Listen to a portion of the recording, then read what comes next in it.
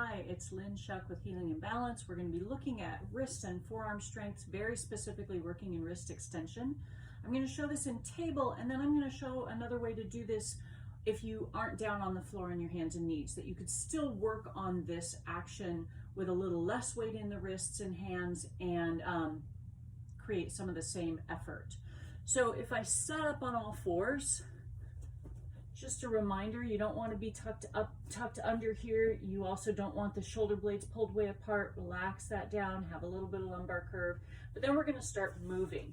And the movement is, I'm going to rock back, lifting the palms, peeling the palms and fingers up off the floor, and then putting them back down. So just getting this movement started, lifting the fingers and palms and putting them back down. So you're really using these muscles. You're going to feel them. The next time we go back, we're going to go back and hold. We're going to really try and pull the fingers and palms off the floor and keep the elbows straight. They're going to want to bend. Keep them straight. Pull the fingers towards your forearms. And then as you come forward, we're going to slowly come forward, trying to resist putting the hands down, resist putting the fingers down. When they finally get down, can you lift the heel of your hand up? The thumbs spread out and they come off the floor. If you're like me and you can't, when you have your weight over your hand, you can't lift the heel of the hand, you just shift a little back to create that. You just do what you have to do.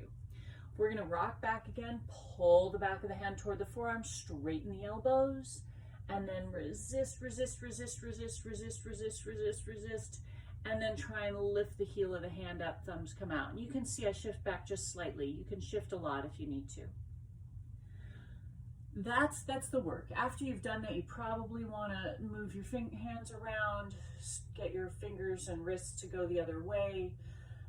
You could do that 2-3 times with that hold and then the lift. There's one other way you can do this. As I said, you can do this with your hands on a table or the seat of a chair.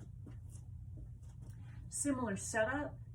You're going to place your palms flat, and as you rock back, you just bend your knees in order to rock back.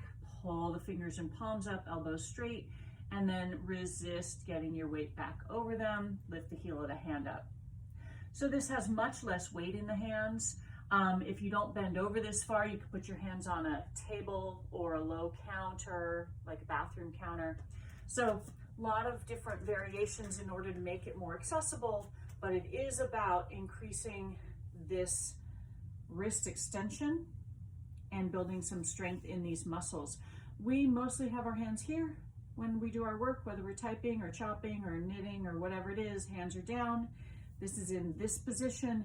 And if we are typing, we don't even use a lot of forearm strength because we rest the heel of the hand and we just use the hands. So this is a way to really build some strength that's missing that might be useful, especially if you're in a yoga class and you do things like, I don't know, downward dog, anything that has weight in your hands. That would be useful. So see what you can do with this. Go.